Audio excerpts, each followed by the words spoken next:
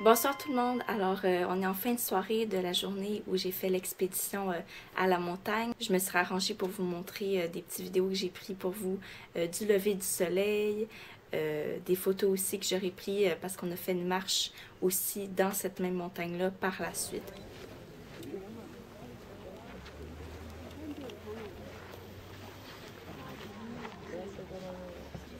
Ça, c'est un nuage. Ouais. Ça là-bas, c'est la lune. Ouais. J'ai froid. Là, il fait plus clair. Là. Je vais vous montrer ça.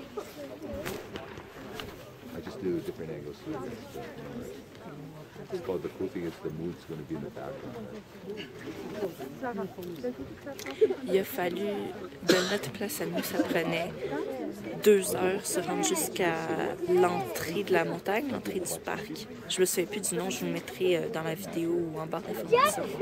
Puis après ça, ça a pris 25 minutes monter la montagne. Puis ça n'arrête pas de zigzaguer comme ça. Je voulais me tuer, J'ai pas déjeuné, moi il faut que je mange quand je me lève. J'ai bu de l'eau, j'ai respiré. Puis j'ai prié que ça arrête. Fait que là, je suis contente, même si j'ai le vertige, d'être en haut de la montagne. Je vais vous remontrer le lever du soleil quand le soleil va se lever là. Là, je vais attendre. À tantôt. Donc, le soleil se lève. Je vous montre ça.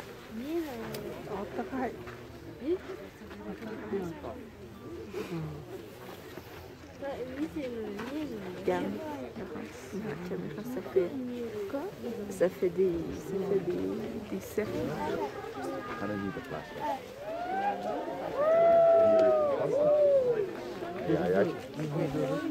Bon, les gens sont contents. Ok, je pensais que j'avais éteint. Ben voilà, fait qu'on a vu le lever du soleil ensemble. C'est super le fun. C'était bien joli à regarder, en tout cas, ça c'est certain. Puis ben là, je vais vous laisser parce que, je veux dire, ça va ressembler à ça pour le restant du matin. Mais j'espère que vous avez aimé ça, voir le lever du soleil.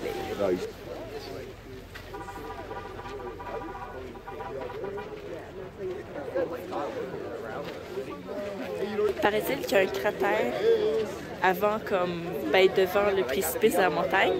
J'ai le vertige, mais on va y aller quand même. Puis je vais vous montrer le cratère. Ah ah! Oh là! Méchant cratère. Donc, je vous montre ça. Le plus doucement que je peux. Ah oui, c'est 1, 2, 3.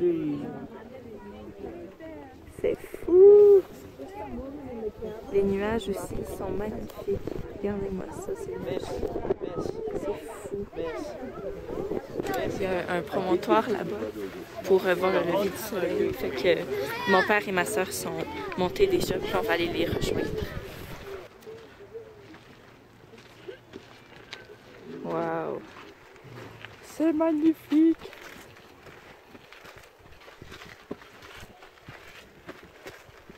On est en haut!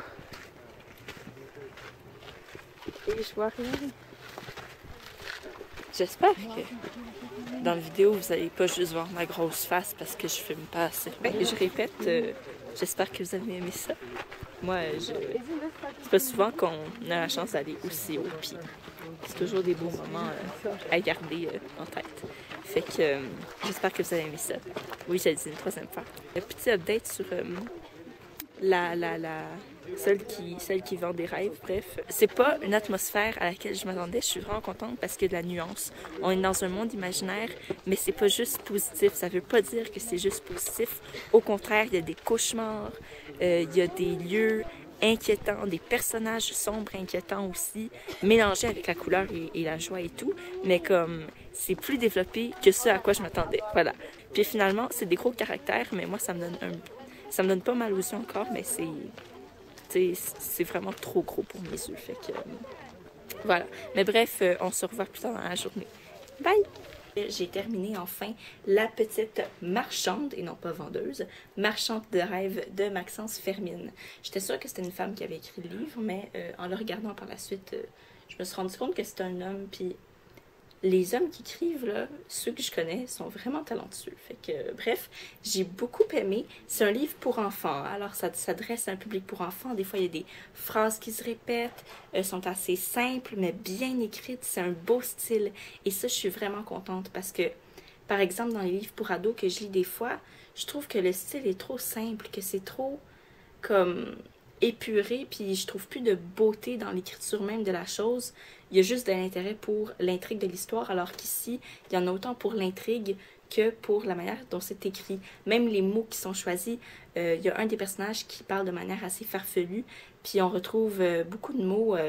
ben, je pense que ça fait partie du jargon français plutôt que québécois, parce que moi, il y en a que je comprenais pas, mais il y a un lexique à la fin, donc, qui explique tout. Alors, c'est juste vraiment coloré, l'écriture aussi. Mais bref, le résumé de cette histoire-là, c'est celle d'un petit garçon de 11 ans qui s'appelle, je vous ai déjà dit que j'ai une bonne mémoire, hein, je ne sais plus comment elle s'appelle, Malo, qui disparaît le jour de sa fête, le jour de ses 11 ans. Et il va disparaître dans un monde imaginaire qui s'appelle le royaume des ombres, et il va y rencontrer une jeune fille qui s'appelle Lily. Et dans ce royaume-là, tout est en noir et blanc, sauf Lily. Elle a des couleurs, et il va découvrir pourquoi par après. Sauf que malheureusement, lui, il se fait comme il rentre dans un gros pétrin, et là, Lily va l'aider à s'en sortir, et pour s'en sortir, ils vont rencontrer divers personnages du royaume des ombres. Voilà, j'ai beaucoup apprécié donc les personnages. Il y a des stéréotypes de personnages dans le sens le clown triste, il y a celui qui passe son temps à rêver et qui regarde les étoiles, mais il y a tout un univers qui est créé autour de ces personnages qu'on pourrait penser déjà connaître. Il y a une touche d'originalité qui est apportée dans le sens où l'auteur explique les motivations et les rôles des personnages qu'on pense connaître de manière différente, avec d'autres idées. Il y a un des personnages, par exemple, qui vont rencontrer Lily et Malo dans leur quête, qui passe son temps à rêver. C'est le contemplateur.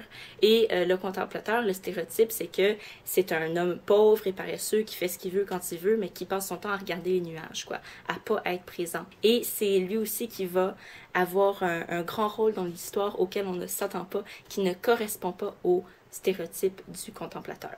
Donc, c'est vraiment une chouette histoire pour enfants. Donc, je te remercie encore, toi qui m'as conseillé d'aller me louer ou m'acheter La Petite Marchande de Rêve parce que ça vaut la peine. J'ai vraiment aimé ça. S'il te plaît, si tu regardes la vidéo, rappelle-moi ton prénom parce que juste dire toi, ça... Alors, voilà pour ça. J'espère que ça va vous avoir donné envie d'aller y jeter un coup d'œil. Et puis, voilà. Donc, c'est le deuxième livre... que je lis cette semaine, mais on est déjà jeudi, hein, donc vous voyez, je lis pas vraiment vite. Là, je suis en train de commencer un autre livre, je voulais vous le montrer, mais évidemment, je l'ai oublié dans le salon. Donc, c'est The Raven Boys. C'était tout pour ce soir. J'espère donc que vous avez aimé le vlog, le lever du soleil. J'ai beaucoup de pellicules vidéo, si on peut dire, dans l'ordinateur qui attendent de se faire monter. C'est juste que je prends du retard parce que, évidemment, j'ai des journées chargées, je suis en vacances, mais ça va s'en venir lentement mais sûrement. Alors, d'ici là, je vous souhaite de passer une super belle soirée et puis de très belles lectures, puis on se revoit dans la prochaine vidéo. Bye!